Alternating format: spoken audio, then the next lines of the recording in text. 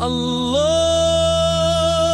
اکبر اللہ اکبر اللہ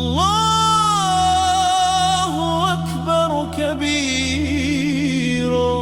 السلام علیکم ورحمۃ اللہ۔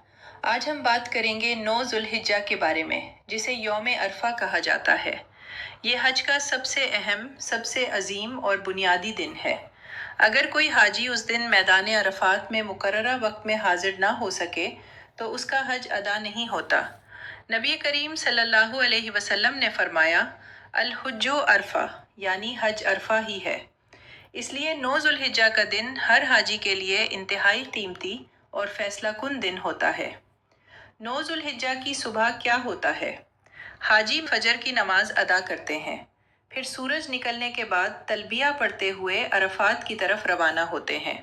تلبیہ: لبیک اللہم لبیک، لبیک لا شریک لک، لبیک ان الحمد والنعمت لک والملک لا شریک لک۔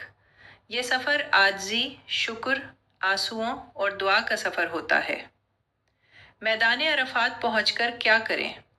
حاجی میدان عرفات میں اپنے خیموں یا مقررہ جگہ پر قیام کرتے ہیں۔ یہاں سب سے اہم کام ہے اللہ کا ذکر، توبہ و استغفار، قرآن پاک کی تلاوت، دعا، درود شریف، گناہوں سے معافی مانگنا۔ وقوف عرفہ کیا ہے؟ زوال کے بعد سے غروب آفتاب تک میدان عرفات میں ٹھہرنا وقوف عرفہ کہلاتا ہے۔ یہی حج کا سب سے بڑا رکن ہے۔ حاجی کھڑے ہو کر، بیٹھ کر، ہاتھ اٹھا کر، رو رو کر دعائیں مانگتے ہیں۔ یہ ایسا وقت ہے جب اللہ تعالیٰ اپنے بندوں پر خاص رحمت نازل فرماتا ہے۔ خطبہ عرفہ اور نماز 9 ذوالحجہ کو مسجد نمرہ میں خطبہ دیا جاتا ہے۔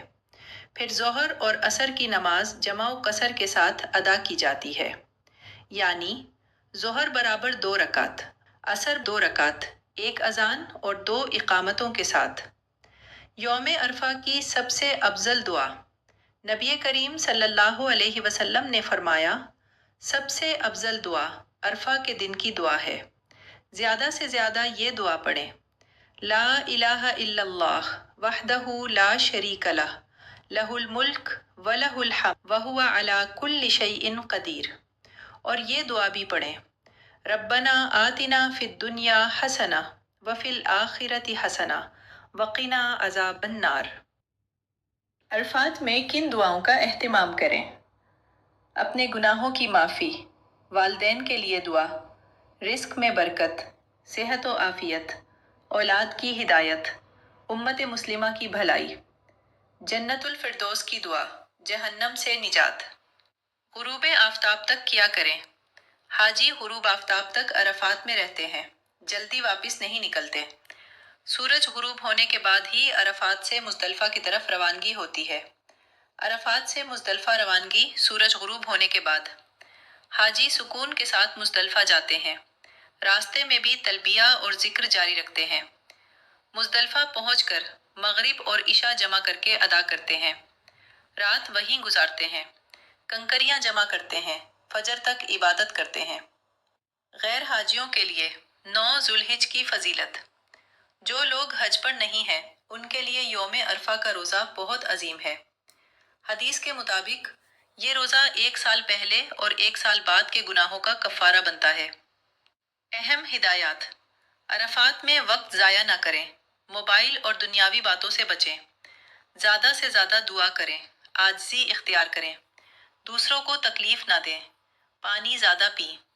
میرے عزیز بھائیوں اور بہنوں، 9 ذوالحج وہ دن ہے جب لاکھوں حاجی سفید لباس میں اللہ کے حضور کھڑے ہوتے ہیں اور دنیا بھر کے مسلمان دعا میں شریک ہوتے ہیں۔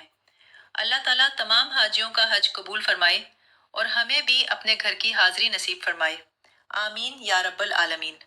اگر آپ کو یہ معلوماتی ویڈیو پسند آئی ہو تو لائک کریں، شیئر کریں اور مزید اسلامی معلومات کے لیے فالو کریں۔ السلام علیکم ورحمۃ اللہ وبرکاتہ۔